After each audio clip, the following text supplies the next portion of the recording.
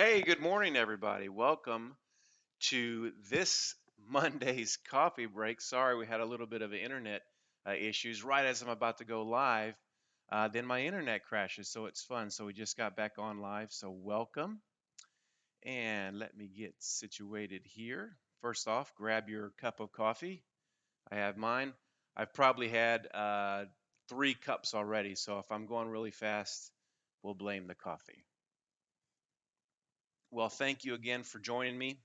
My name's Lloyd Graham, and if you have questions that arise during the presentation, go ahead and type them up in the chat area on the YouTube. Now you will need a Gmail address to do that. So if you don't have one, you can create one really quickly, and then we'll answer all those questions at the end. So what are we going to be talking about today? Yeah, we're going to be talking about the floor map, essentially or basically the offline MFL analysis for tank floor inspection. Now, it is going to cover, bear with me here. All right, getting my screen set up correctly. I was all prepared and then the internet crashed. And so that's life, right? That's real life. That's what happens. Um, MFL. So MFL stands for magnetic flux leakage. And so everybody likes magnets. I love magnets. And magnets are everywhere in our lives. A couple points that I'm going to cover are one, MFL basic principles, just going to keep it really nice and basic and easy. Then I'm going to cover sensors. And why am I going to cover sensors? Because it's really important to understand the sensor technology and the data that it's capturing for us to be able to analyze that data. So I'm going to cover sensors. Then we're going to go over to the data acquisition software, um, assisted defect analysis, and then I have a few real world scans that we'll analyze together. Sounds good? All right, let's go on. Magnets, or magnetism, or flux lines, or magnetic force lines are everywhere. You can see the image of the Earth. The entire Earth is covered with magnetic fields. And fun science note here. So if you took your compass, you know the north points to north, and that will guide you in the direction. But let's read here what it says. The north magnetic pole of a compass is attracted to Earth's north geographic pole. Okay, we know that, but did you know this? That the geographic north pole must be a magnetic south pole. That's right, folks. North is actually magnetic south, and south is actually magnetic north. That's fun.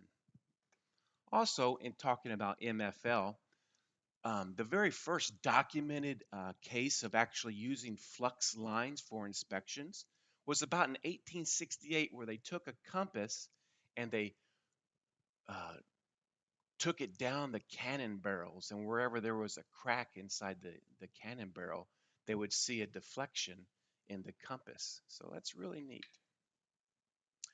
All right, so MFL, basic principles. Let me grab some more coffee here. Probably don't need more, but I like it. And I have a visitor here. It's a fly flying around me, so that's fun. All right, MFL basic principles. So if you have a piece of carbon steel and there's no discontinuity or no cracks, you put a magnet and it's going to induce flux lines into the steel, and those magnetic flux lines are going to stay in the steel because that's where they like to live. They don't like to live in the air. They like to go into the steel, or what the experts say, the path of least reluctance. But let's say you take that same piece of steel and you induce a crack. Then you take that magnet and you put it, and now those flux lines are disrupted by that crack. Now, in typical inspections, how do we normally see that crack? Well, we put magnetic particles over the crack, and then we use our eyes to visually see those particles line up on that crack. But in the technology that we're going to talk about today, we're not talking about using our eyes, we're talking about sensors. And so we're going to put sensors in the scanner, and those sensors are going to read those magnetic flux leakage and be able to allow us to interpret the results. Most of you are familiar doing magnetic MPI inspection, our magnetic particle inspection, using a magnetic yoke. And so there's a picture of something that you might be familiar with. But that's not what we're using. What we're using today, what we're using is our floor map. And so I just wanted to show you just a quick brief history of all of our floor maps. Now, Silverwing has been in the MFL inspection business for almost 30 years. And so you can see the history of the equipment as it starts off yellow, but now we're purple. So I like purple a little bit better. And the very last model on the very end is what we're going to be talking about.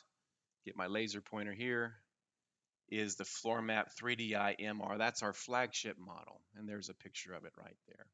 So this instrument, its sensors, its user interface software, and its analysis tool is what we're going to be talking about today. Now, I promised you I was going to tell you about sensors, and that's our next topic. So let's quickly review two types of sensors that are used for MFL inspections, primarily for tank floor bottoms, but you don't have to do it only on tank floors. We need to do this so that you can appreciate how we're acquiring the data. So if you understand what the sensors are doing, you can understand, oh, okay, that's how you derived at that type of data in analysis. So the first type of sensor I'm going to talk about, and we don't use coils, but this is the first one, just so you know, a coil. So you ready for your science lesson here? We'll go through here go through this real quick. So Faraday, in 1831, Michael Faraday was an English physicist, and he established the basic laws of electromagnetism, called Faraday's laws of electromagnetic induction. Big word. And the first law states that if you place a conductor in a varying magnetic field, an electromagnetic force is induced across that conductor. And if that conductor forms a closed loop, then it's part of a circuit, and that circuit will then generate current. Let's take a little picture here. I have a little animation. So you slide that magnet with its lines of force, and then you'll see the little galvan meter that they have here. It's deflecting. It's actually generating a current. And when the flux lines are not moving through that, do with the rate of change of those flux lines. And so what that means is the faster you move those flux lines through that coil, the more EMF or electromotive force is generated. So the faster it moves, the more is generated. Here, let's see it again. He goes real fast. Boom. All right. Here is a part B of that second law is the number of turns. So you see in this coil versus the previous coil, the number of turns, there's more turns. And so the more turns you have, that would represent more of a inflection of current. Let's see it one more time. Boom. There we go. So to summarize, coils, there's a couple factors. One, it's the strength of the field. So the stronger the magnetic flux leakage, the stronger the induced current. The number of turns on the coil are going to affect that EMF detection. And then the speed at which the coil is moving across the magnetic field. So basic take-home point from this for coils is turns and speed. And so coils are speed sensitive. And in the floor map system, we don't use coils. We use another sensor I'm going to talk about in a second, completely eliminated. Just meaning it's a technician dependent. Sometimes you might be scanning real fast and sometimes you might be scanning real slow. But in the floor map system, you don't have to worry about your speed. You set the speed and you just toggle, just like riding a motorcycle. It's real fun. Okay, so these are the sensors that we are going to be using in our system, changing that current. But what happens when you induce a magnetic field? We see in the green lines, the magnetic field jumps through and it disrupts the current. And that disruption is called the Hall voltage. And so we pick up that disruption.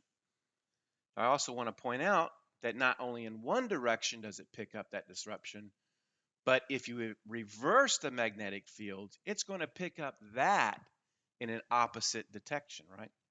What does that mean? That means Hall effect sensors not only measure the the amplitude of those flux lines, but it also starts to measure the direction. And this is important when we start to understand how we're analyzing in the Floormap system. I have another picture here to help wrap our brains around it. So we're gonna plot, um, take two Hall effect sensors and an X and a Z vectors, and we're going to slide them through an imaginary flux leakage field. Okay, so there we got our sensors. Pretend that this is the scanner and it's driving over a defect that has flux lines leaking out of it. So as we begin to drive, we drive, and then there's our second spot. Now you see the red arrow. He's starting to change a direction. We call that a vector because flux lines not only have amplitude, they also have dimensions or direction. So those are called vectors. And so we slide now. Now we can see the direction change because the direction of those flux lines are changing. We keep scanning. Now it's starting to see a little bit of a kind of a downward pattern, and we can see based on the flux lines are starting to maybe go back into the negative, right? They started in the positive, now they're going into the negative. And we'll finish it up, and we're done. So you see, you not only got a little blip like you would on a coil, but now you get a blip and you get an actual change of motion of that flux line leakage. And that enables us to start to build the actual size and shape of the corrosion, not just the amplitude, but the actual shape. And that's where we term what we see here right here called the EPL, and that stands for estimated percentage of wall loss. Let me get my laser pointer there. EPL. You're going to see that acronym a lot here in the next few slides. EPL. All right. Sensors. So we know about coils, we know about Hall effect sensors, and this is the magic that makes our floor map so awesome is we have 3 sensors per channel. We have 64 channels and we have 3 of these Hall effect sensors. So we're actually starting to build a shape of that corrosion damage on the tank floor, not just an amplitude. We're actually starting to build a shape in 3 dimensions, and that is where the 3DI comes from on our naming convention is 3-dimensional imaging because we're using 3 Hall effect sensors, and we can see them right there. There's a little picture of those Hall effect sensors. And what does that do for us? Well, not only do we have sensors for the MFL to detect the flux leakage, we also have a second set of sensors called the STARS sensors, and I'll get to that in a few slides. So we have all these sensors, 256 of them, capturing vector data, not only amplitude, but actually shaping that corrosion and representing that in screen views or analysis views so that you can determine the damage mechanism, the estimated percentage of wall loss, and what is going on that tank floor, especially when you have a coated tank floor. And so here's just a quick little snippet of some of the imaging that you would see from some of these views. And you're going to see more of this at the very end when I do some analysis on some real world examples. All right. So the sensors technology explained, like I said, we have 2 sets of sensors. We have 192 of them actually under the MFL. So you have your pole pieces right here. Remember that picture of that magnetic yoke I showed in the very beginning? So you can just kind of imagine this is kind of like a big magnetic yoke. So you have a north and a south end. And in between, you would have these MFL sensors. And on the very back, we have another set of sensors called the STARS sensors. And so let's see what that would look like in practical situations. So there's our tank floor scanner. And we're inducing a magnetic field into the steel. We're saturating it. And we're scanning along. And we see a defect. And so we can see right there that that defect's going to induce flux line leakage, right? So magnetism or magnetic lines of force, they like to stay in steel. That's where they like to live, like I said earlier. But when there's a defect or corrosion, they'll actually leak out. They'll pop out up in the air, and then they'll go back into the steel. When they pop up, they have direction and they have an amplitude. And that's what we're capturing, and that's what we see here in the image. And so as we scan over that defect, those 3D sensors are starting to capture and analyze that data. And at the same time that the MFL sensors are picking up data, we're actually using another set of sensors called the star sensors, and they work together hand in hand. So here's the star sensors. So these sensors, are you ready for a big acronym? They stand for Surface Topology Air Gap Reluctance Sensors. It's a big mouthful, but that's what they mean. And one of our brilliant doctors with our company in the UK developed this, patented these sensors. And what it does for us is absolutely amazing. What it helps us determine, or help you as a technician determine, is that defect on the top side of the plate, or is it on the bottom side of the plate? And that's very, very important, especially if you have a coated tank. But oftentimes, maybe the client's not so much concerned with topside corrosion. They only want to pay attention to soil side corrosion. And that's where those star sensors come into play. So let's see how they work. So they measure magnetic field density. So density changes that are coming out of the surface of the steel. So that's what the star sensors are. They're constantly monitoring. Is there a disruption in that magnetic density? If there's no disruption, then the defect is going to be placed on the bottom. If there is a disruption, the defect will be placed on top. So let's see that. So right there we have a simulated defect right there, but it's on the bottom. So the density lines from the surface to the sensors is not changed. And now we have one where the defect's on top. And so the density fields change. And so that's where the star sensors kick in and says, hey, this particular defect's on the bottom. And why is that important? I think I'll be able to explain it in a couple more slides and it will fit better. But just keep that in mind. In a basic sense, stars tells you, is it on top or is it on bottom? Now I'm going to get some water here because, I drink a lot of coffee. I get a little dry there. All right. Data acquisition software. So we've seen how the sensor technology that we're using lets us collect all this data, and the motors are driving it. We have encoders that are recording the distance that it traveled, and so it's taking all these bits and pieces and putting it together. And so now let's take a look at what you would actually see on the screen as you're scanning. So it's very, very powerful. Lots of tools, and we're going to go through those tools at the very end to help you analyze the data. But first off, you basically get, this is what you would see as you're scanning, is you would get a color-coded map, like an amplitude scale or amplitude palette of the severity of damage. And so here we see a plate, and so red we would say is worse than yellow, and green's kind of in between. So this is the scan that you're going to see, and it's plotting all these defects out in the X and Y coordinate position. All right.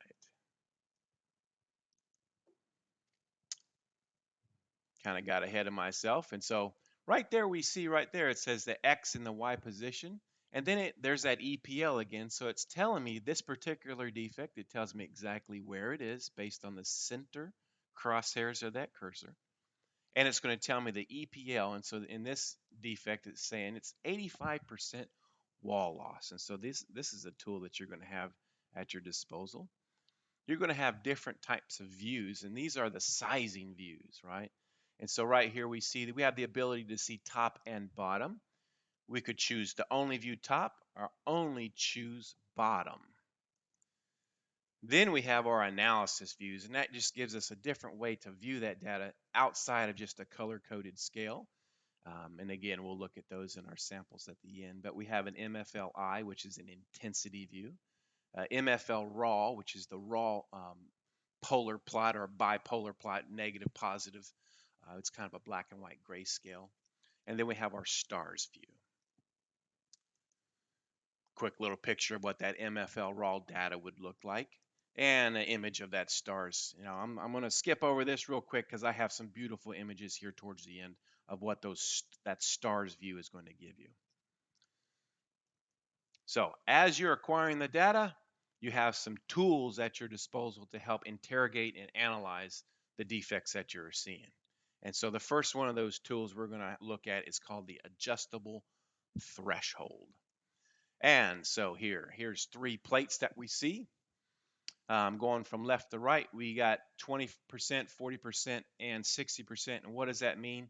Over here, I have a little slide scale or a threshold scale, so I could select for 20 or greater, and then I'm going to view everything on that plate that is 20% wall loss or greater. Say maybe that's too much.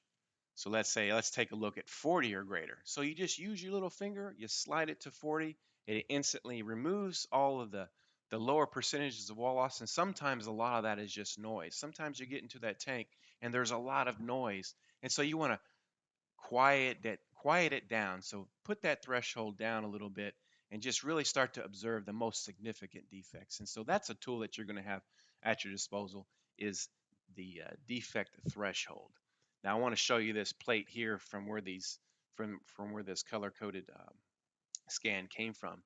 And I just want you to use your imagination for those technicians out there. Can you imagine scanning that plate in a manual mode, and you're pushing it along, and this plate has so many defects on it, and every few seconds you're getting an indication. You're having to mark it with a piece of chalk and move it a little bit and mark it with a piece of chalk and move it a little bit, and do the same thing for this tire plate, because this plate is really, really dirty and really corroded.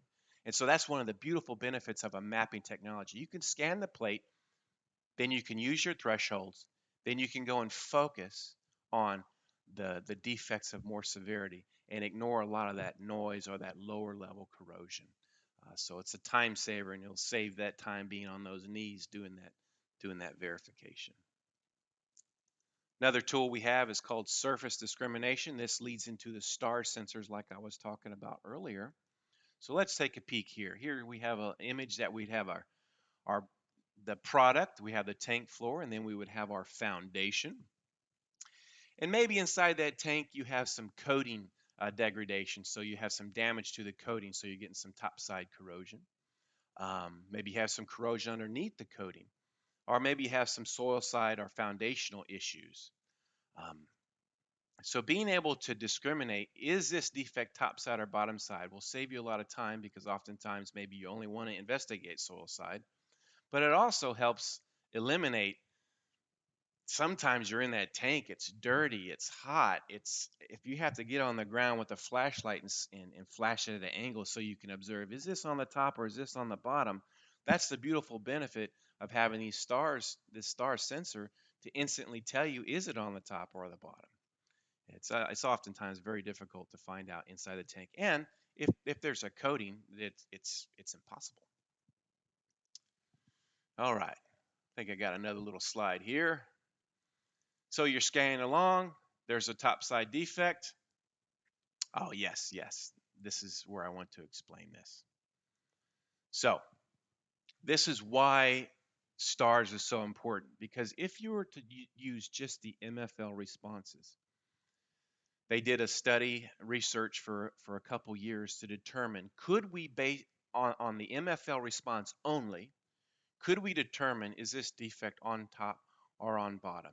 And after years of research, it's been discovered that it's practically impossible, because there's not enough delta or difference between the amplitude responses from a top side versus a bottom side using only the MFL.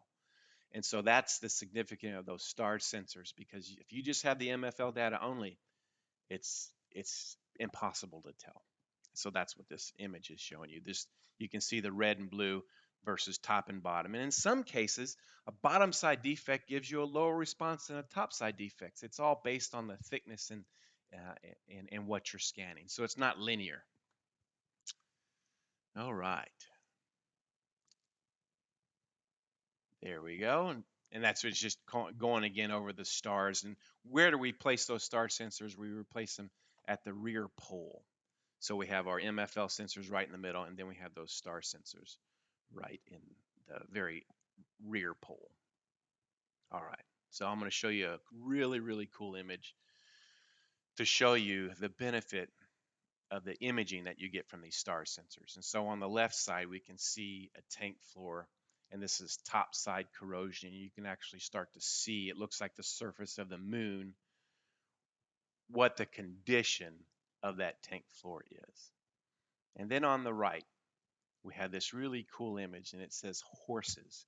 Now, every now and then you get some data that is really cool, and this is one of those data sets from a real-world tank that a customer scanned.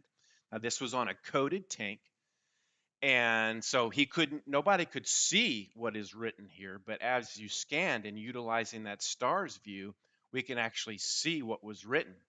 And so let's make some determinations on what we're looking at here. So we see horses. So obviously this person liked horses, and this was a welder that had did this. And so apparently during construction, maybe he was bored one day, and he said he wanted to practice his welding skills. And so he sat there and he welded the word horses. And how do we know that he welded it? How do we know that this isn't ground in, like he didn't take a grinder and grind in the word horses? We know that because we know that the direction of scan that we were taking is from here to, so the bottom to the top. Now I want you to look at the word S. You see how it goes white to black, white to black, white to black, and it does that on all the letters. That lets us know that it was an addition of metal. If it went from black to white, we know that that's a wall loss. So we would have known he would have used a grinder. But in this case, we know he just welded on top of that plate in excess metal. So that's one of those really cool benefits of using the star sensors. And so congratulations to that welder. I think we'll make him famous as we continue to present his art and his love for horses. All right.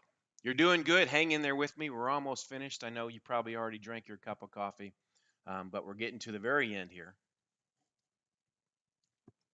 One of the last tools that we have at our disposal is called the dynamic cursor. The dynamic cursor.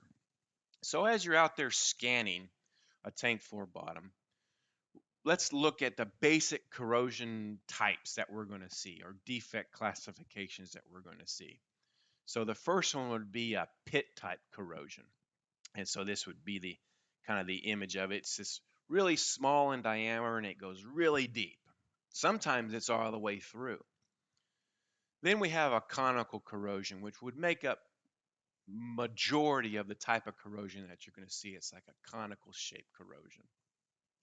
And then last would be the lake type. So these are your really large areas, large shallow areas of type of corrosion. So that's the basic classification of what you're going to see.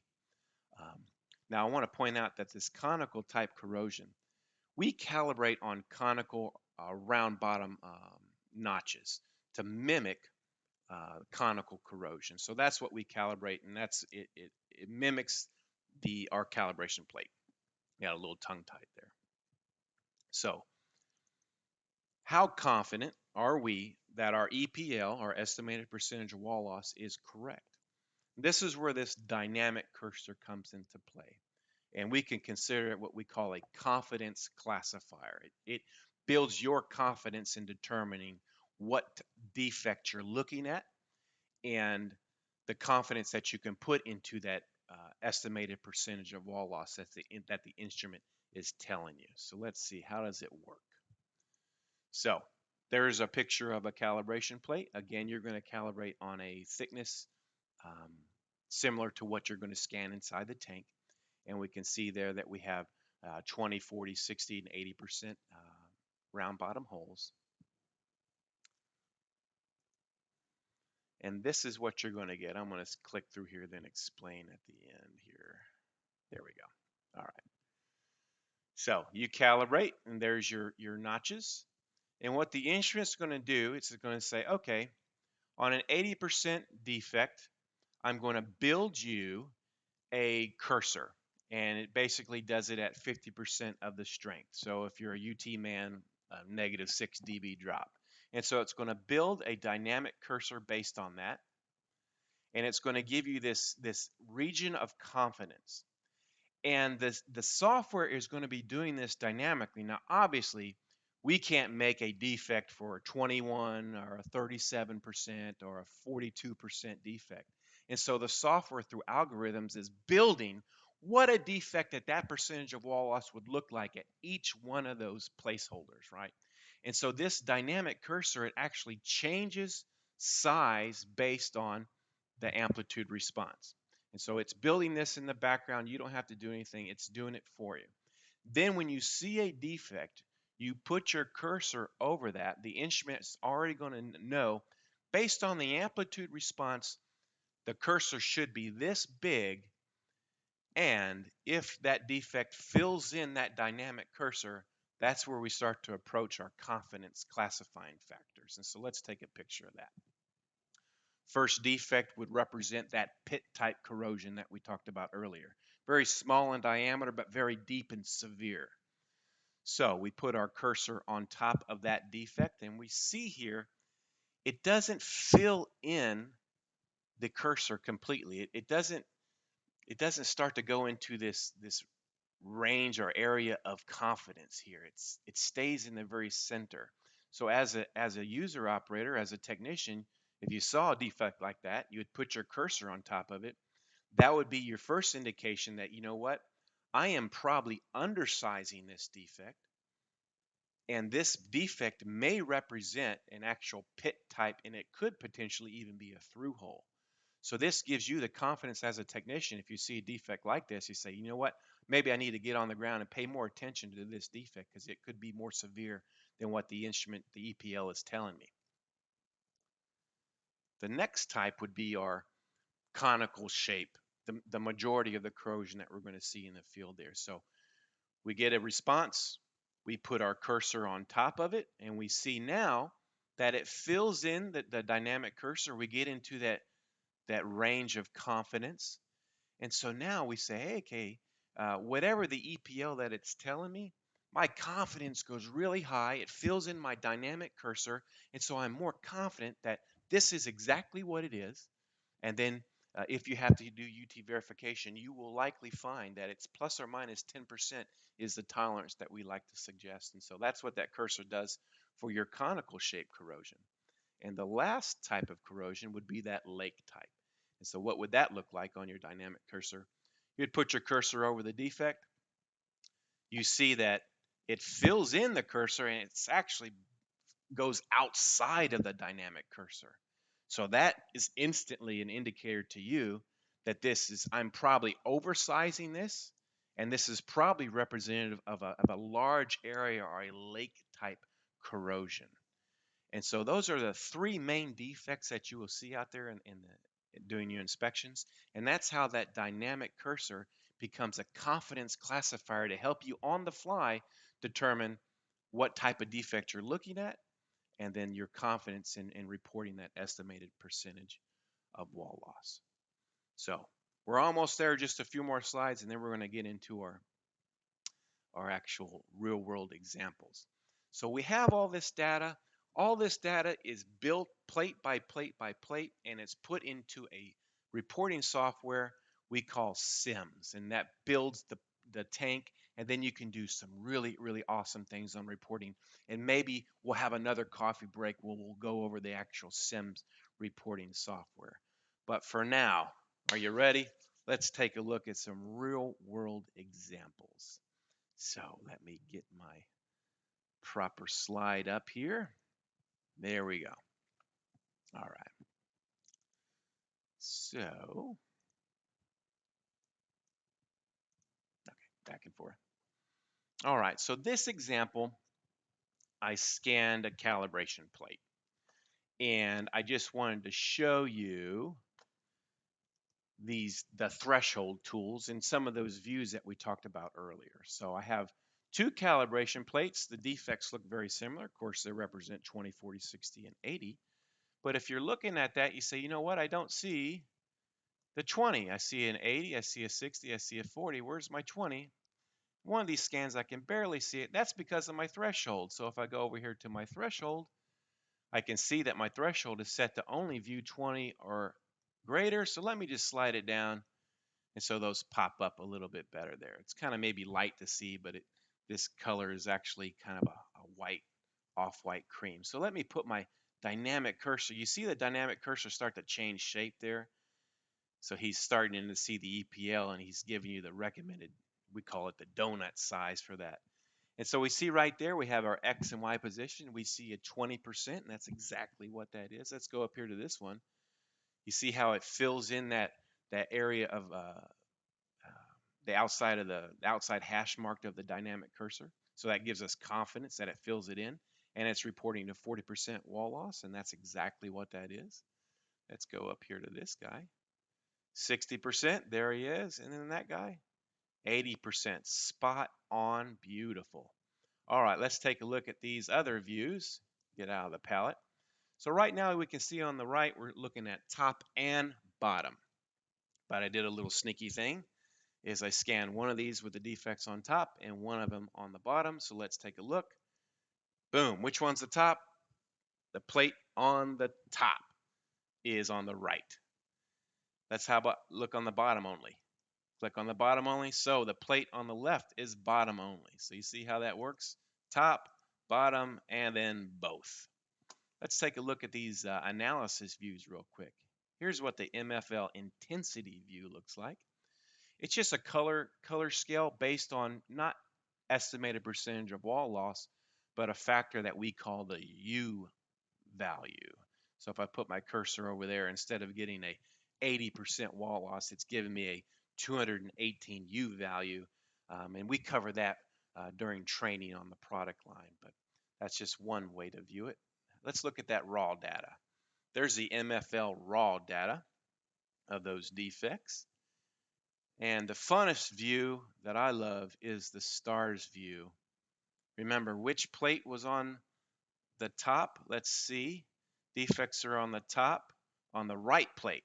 So if I go to the stars view, the right plate, I should see some type of image, and I do. Right there, I see those beautiful round bottom notches right there. And we see my scan direction is from the bottom to the top. I see that because of this little green arrow. And I can see, just like on my welder's art, I see it goes from black to white. So that tells me that there's a wall loss, and that's exactly what we were looking at. All right, so now let's go to 3 scans that I want to show you. Let me do something here real quick. Change my view.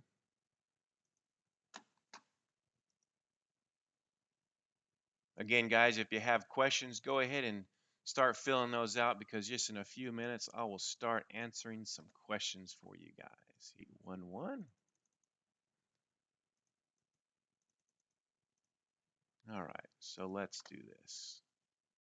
It's big, and it seems to be 2 defects. And so I'll maybe scratch my head. And so what am I looking at? Am I looking at 2 defects, or am I looking at 1 defect? I don't know. Let's look at the top and bottom. Let's see. Top, okay. Bottom, all right. So the majority of that defect is going to be on the top. Let me go to my different analysis views. There's my intensity view. It doesn't really do anything for me. How about the MFL view? Now, I want to point out, when we see a defect that covers a large section of those scanners, remember, we're scanning with 12 inches. And so this is covering a large portion. We have to start questioning the defect's geometry. But these lines are curvy, so they're not straight. So oftentimes when you get a straight line all the way across, it has to do with, slamming the tank floor scanner on the actual floor bottom. But this isn't really straight. It has some shape. Let's take a look at the stars view. And here's where it's going to come clear to us. Oh my gosh, look at that. It's not actually 2 defects. It's one very large, shallow surface defect underneath that coating that we get to appreciate in looking at our scan direction from the bottom to the top. We see it phases from a black to a white, so I know that that's a wall loss. But if I was just looking at here in the sizing view, I may think it's 2 different defects. And so that's the benefit of having all of these tools at your disposal. All right, let's go on to this next plate here. I may have set you up already for what I'm going to show you here, but Trivia question, is it 2 defects or is it 1 defect? I can kind of look at it and say, well, I can kind of make out a shape, kind of, rounded on the top and rounded on the bottom. Let's look at, is it on the top? Yes. Is it on the bottom? Yep. So these seem to be on the top. Let's go to our MFL view. Yeah, same. Doesn't quite cover as many sensors as our previous example, but let's go to that stars view, and there instantly we get to see this is a larger corrosion or a lake type corrosion that's underneath that coating, and it's actually a wall loss because we can see it goes from a black to a white. When you have large areas using MFL inspection technology, oftentimes you'll get a flux leakage at the very beginning of the defect, and then it settles into the thinned area, and then you'll get another flux leakage at the very end of that defect. And so that's why it's really beneficial to have these views, because if you're just looking at the amplitude view, you might think you have 2 defects, and that's really important, trying to determine and assess the tank floor bottom. All right, last plate. Let's look at it. Now this one's really exciting. Okay. Let's look at this area that we see over here. Oh my gosh, we have a lot going on, don't we? We see these sharp, high color amplitude responses, and they're like really straight. Remember, I alluded to earlier, oftentimes you have really straight indicators that gives you a clue about what you're seeing. Is it a defect or is it something mechanically that happened as you're inspecting? So let's go and let's do a couple different views. If I go to the MFL raw data view, I can see I'm getting responses that go all the way across the sensors, and they're very straight. Now, a couple of them are curved. That one's has a little curve. That one has a little curve, but this one's straight. That one's straight. This one's straight. Okay, you're kind of like an investigator here. You're like a forensic scientist. You're trying to find out what's going on underneath here. And my favorite view again. Here's the stars view. So let's see what happened here. Boom. Oh my gosh, look at that. So we can determine from the stars view that we actually have a circular type of weld plate, a weld patch plate underneath this coating. We see it goes from white to dark, so we know it's an excess metal. And we also start to see the lines. And so what happened here is the inspector, he was scanning along, and there's probably some type of deformation over this plate, through the coating, and he just slammed right into it and drove right on the top. And we see that in the stars view, but we also see that in the MFL raw view. Is he slammed those sensors down on that tank, and it kind of creates like an ocean wave that comes out of the plate and then back into the plate. So mechanical movement is really important, and but the good thing is you have the tools to determine was this mechanical or not. All right, last thing I want to show you about this particular plate is let's look up here. We have a lot of low-level amplitude responses here. Let me go to my threshold and let me turn that down a little bit. Let's see a little bit more of that. Oh my gosh. So we see a lot going on under here. Now, that would be just a pain to have to validate all these responses. You're getting just responses every few inches. The good thing is we have these views, and so let's take a look at what all this. And without mapping, without having these views, it'd be very difficult to present this case to the asset owner. Technician dependence, push a system versus having a motor. Can this have an effect on the data acquired? Absolutely, it can, especially when you're using sensors, because we know by Faraday's law that sensors are speed factor. All right. Can you tell me the minimum detectable diameter for defects? I'm going to jog my memory. I think it's 2 millimeters in diameter. But you can go on our website and go to our product line under the Floormap and go to the brochure, but I believe it's 2 millimeters. All right, next question is, how does MFL deal with permeability of carbon steel? You do have permeability changes in the steel, but are you going to see effectively those changes? No. But there might be a difference in permeability from your calibration plate to the actual steel that you inspect inside the tank. And so that might change your noise level a little bit. And so that's what you would do is you would scan on your calibration plate, get inside that tank, scan. The moment you see a defect, maybe you want to verify is this defect, what is the EPL of this defect? And then you would have a look at your noise level inside that tank. And you might have to make a determination at that point. This really doesn't have to do with the permeability, but it just has to do with the material changes. You might have to say, you know what, I can't really give a confidence in determining anything 20 to 30% just because there's so much noise. And so maybe you would effectively change your threshold to 40% or greater because of the difference in the material or the metal. And it could be a really corroded plate. All right. Next question is, well, I think that is all. That's all the questions. Again, if you have questions we didn't get a chance to answer, send me an email. Go to our website, sign up, subscribe for our Eddyfi channel, go to an academy and learn something. And remember, folks, if you want to be attractive, eat more magnets. Bam. Got a dad joke in there for you today. All right, y'all. Have a great day. Talk to you soon. Bye-bye.